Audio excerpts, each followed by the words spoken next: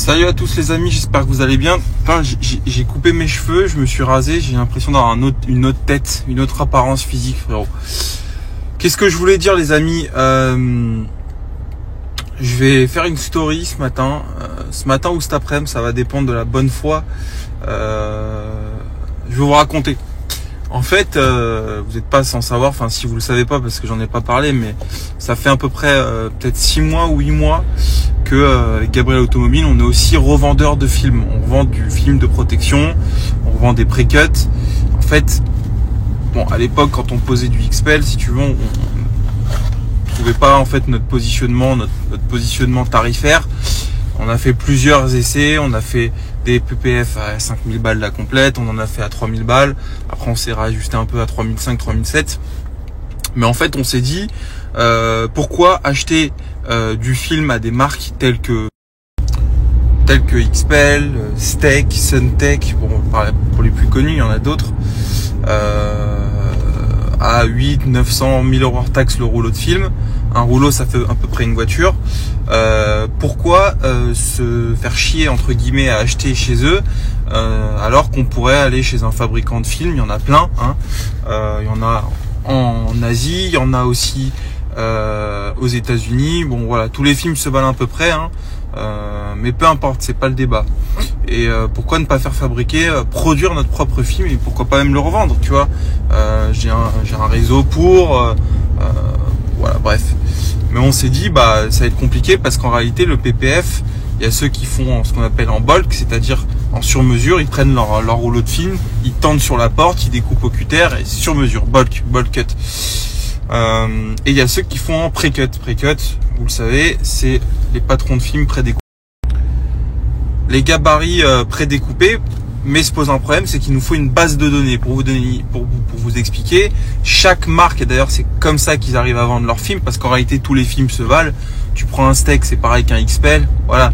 Alors oui, ils vont te dire l'effet est un peu plus déperlant, l'autre est un peu plus régénérant, l'autre fait 10 microns. Enfin bon, c'est de la branlette technique, hein, que chacun se fonde pour pouvoir vendre leur film et dire que leur film est meilleur que l'autre, mais en réalité c'est strictement la même chose. On a tout posé avec Kevin, que ce soit du XPEL, du Steak, du Suntech, on les a tous posés vraiment. Et en fait, il fallait trouver cette base de données qui nous permettait de découper nos pré-cuts avec nos propres films. Trouver un film, c'est pas compliqué, mais c'est plus compliqué de trouver une base de données. Donc on en a essayé pas mal, des bases de données chinoises, des bases de données américaines. On en a plein. Il y en a pas tant que ça, mais on en a trouvé quelques-unes. Bref, et il se trouve qu'on a trouvé une base de données indépendante qu'on paye à l'année et qui nous permettait effectivement de découper notre propre film. Ensuite, on a fait découper, on a fait produire notre propre film. On en a essayé plein, etc., jusqu'à devenir revendeur. J'en ai pas beaucoup parlé sur les réseaux, mais parce que c'est quand même c'est du B2B, tu vois. Ça se destine pas à vous, mes abonnés, même si je sais que parmi vous, il y en a qui font du covering. Peut-être un peu du PPF, mais je pense pas beaucoup. Bon voilà, en fait, je vais arriver au sujet de ma story, hein, parce qu'il n'est pas du tout là. Mais en fait, l'idée c'était de verticaliser un peu le business et d'être complètement autonome sur le film, sur le prix qu'on va payer notre rouleau de film, le fait qu'on allait pouvoir le revendre, le fait qu'on allait pouvoir ne pas être tributaire d'une marque ou d'une. Mais il se trouve, les amis, et ça va être le sujet de ma story, je vais pas donner de nom pour le moment, mais je pense que d'ici la semaine, je vais en donner parce que c'est très important pour vous que vous sachiez certaines choses, certaines pratiques de grandes enseignes notamment. J'en dirai pas plus parce que si je vous en dis plus, vous allez savoir de qui je parle. Mais il se trouve qu'on revend pas mal de films, de pré-cut, etc. à une enseigne assez connue dans le film. Parce que pour plusieurs raisons. Déjà parce que eux, ils ont un fournisseur de films mais qui est extrêmement cher. Normalement, ils sont tenus contractuellement de commander que auprès de leur fournisseur, mais ils le font pas. Donc c'est pour ça que si je dis les noms, ça va être très préjudiciable pour eux, parce que je dis pas que les franchises vont fermer, mais je pense qu'il y en a quelques-unes qui vont vraiment se faire remonter les bretelles par le franchisé. Mais, et c'est là le sujet, c'est que c'est même ces mêmes franchises, et j'ai l'impression qu'ils sont un peu coutumés du fait, genre c'est vraiment, ils doivent tous se passer le mot là-dedans, parce que autant on vend à plein de centres différents, alors plein, voilà, on n'est pas XPEL, hein. Je sais pas combien ils font de chiffre d'affaires par an, ils doivent faire 2-3 millions, peut-être plus, nous on en est loin, mais on vend à d'autres enseignes, indépendantes, la plupart, et elles payent toutes. Et nous on a instauré un truc, c'est que maintenant on fait payer au cul du camion, c'est-à-dire qu'on fait pas d'échéance à 30 jours ou 60 jours, mais avant, c'est vrai qu'on envoyait du film, et on envoyait la facture, et voilà, on se faisait payer dans les semaines qui venaient. Mais là, il se trouve que ça fait plusieurs semaines qu'on court après notre oseille, auprès, non pas d'un seul centre, mais 2 centres de cette même enseigne. On nous prend pour des cons, on nous dit que les virements ont été faits, ils n'ont pas été faits. On nous dit, ouais, votre film, ils sont pas bons, les pré-cuts, les machins. Sauf que nous, on a mis en place des process, évidemment, pour éviter qu'on nous dise, ouais, les pré-cuts sont pas bons, donc on paye pas. C'est pas comme ça que ça se passe. C'est qu'il y a 2 cas de figure. Évidemment, sur photo, soit les pré-cuts sont pas bons ou le film a un défaut, c'est pas impossible. Même les grandes marques ont des films qui ont des défauts. On renvoie sous 24 heures les pré-cuts avec les films de meilleure qualité. Mais il se trouve aussi que le film, et c'est là où c'est ballot, c'est que on pose aussi notre propre film. On pose notre propre film. Donc on sait très bien sur les rouleaux quels rouleaux sont défectueux, quels rouleaux ne sont pas. Donc on peut pas nous raconter la messe. Alors parfois ça arrive qu'on se trompe en envoyant des pré-cuts. La dernière fois j'ai fait une erreur. On m'a commandé 3 complets Tesla Model Y. J'ai envoyé 3 complets Tesla Model 3. J'ai envoyé 3 Tesla Model Y. Je me chie, c'est pas grave. Je renvoie le lendemain. 3 pré-cuts de Model 3 en express, évidemment à mes frais. Et je m'assois sur 3 complets. C'est pas grave. Et donc, un des 2 centres, parce qu'il y en a un des 2 qui me titille plus que l'autre, qui me doit de l'argent. Ils me doivent un peu plus de 2000 balles. C'est pas énorme, me direz-vous. Mais c'est le principe. Les 2000 balles, je m'en bats les couilles, je les fais en 2 heures. C'est même pas le souci.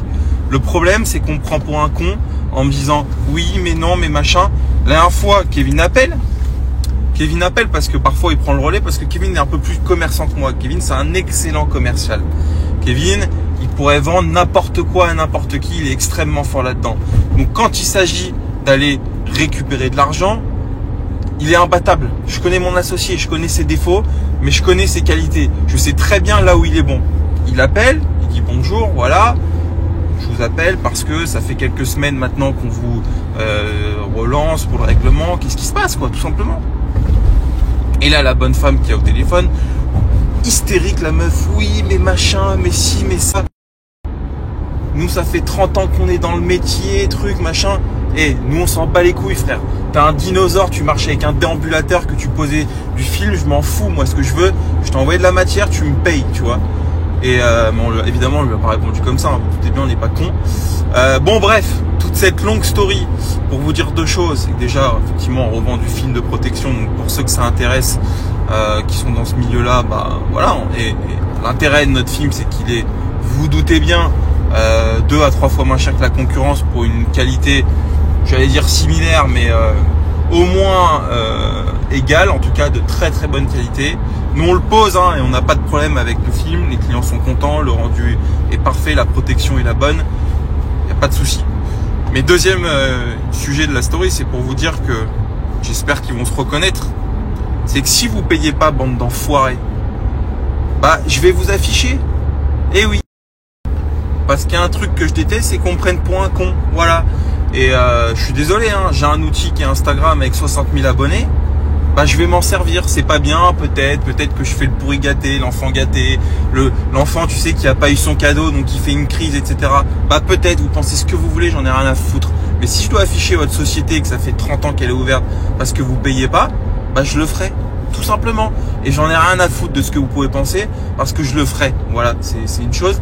Je vais afficher les noms, je vais afficher les numéros de tirés, les numéros, les pages Google, comme ça vous, mes abonnés, vous pourrez aller mettre les commentaires qui vont bien. Les pages Instagram, je vais tout afficher parce que j'en ai rien à foutre. Il y a un truc que je déteste, c'est qu'on me prenne pour un con. D'accord? Je vois très bien comment il tourne votre centre. Je vois très bien que vous n'êtes pas à 2000 près. Si vous êtes à 2000 près, vous le dites. On a tous des problèmes financiers. C'est compliqué pour tout le monde, tu vois. Bah faut en parler, faut arrêter de nous prendre pour des cons. Donc voilà, j'espère que j'espère que ce sera pris au sérieux parce que je le ferai.